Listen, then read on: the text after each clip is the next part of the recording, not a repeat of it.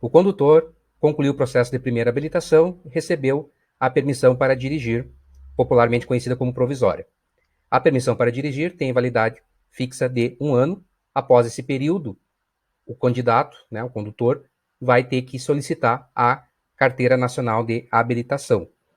Se houver, durante esse período de 1 ano, da permissão para dirigir, se houver multas durante esse período, vai haver a perda da carteira? Há colocação de pontos ou um limite de pontos durante a permissão?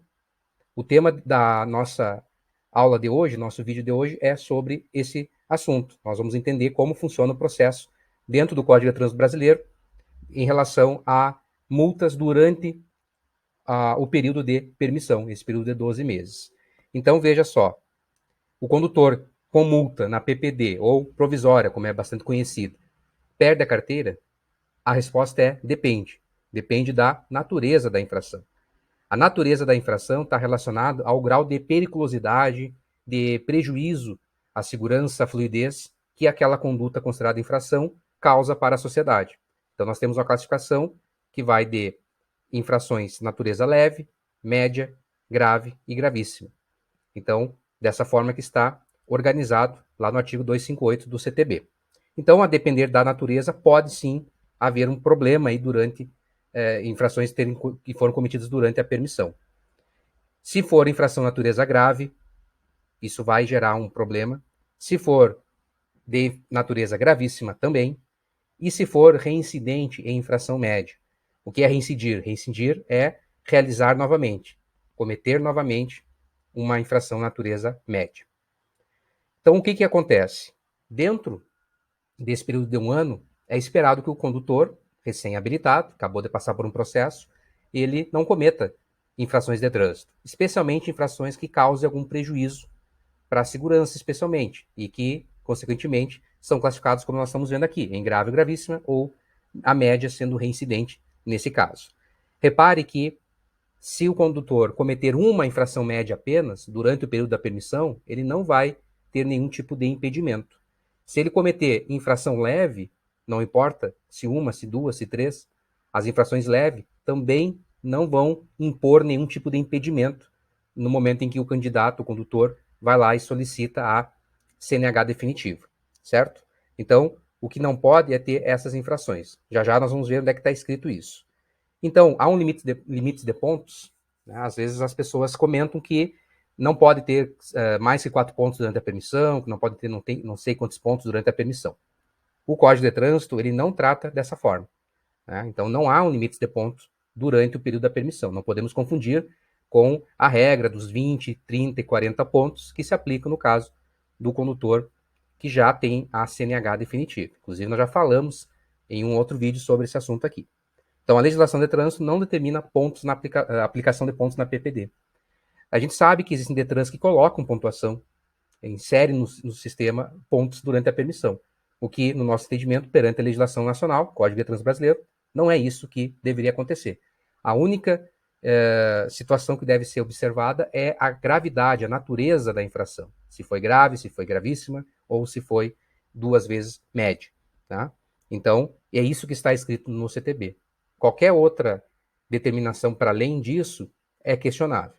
Então, o que nós vamos ter? Lá, no artigo 148, parágrafo 3º, nós temos que a CNH, que é a Carteira Nacional de Habilitação, popularmente conhecida como CNH definitiva, porque ela é concedida após o período da permissão. Então, primeiro você tem a permissão de 1 ano, pós-permissão, não cometendo grave nem gravíssima, nem sendo reincidente em média, você recebe, vai solicitar, né, e recebe a sua Carteira Nacional de Habilitação. Então, ela vai ser conferida ao término de 1 ano. Esse 1 ano é o quê? É o período da permissão. Toda a permissão tem 1 ano.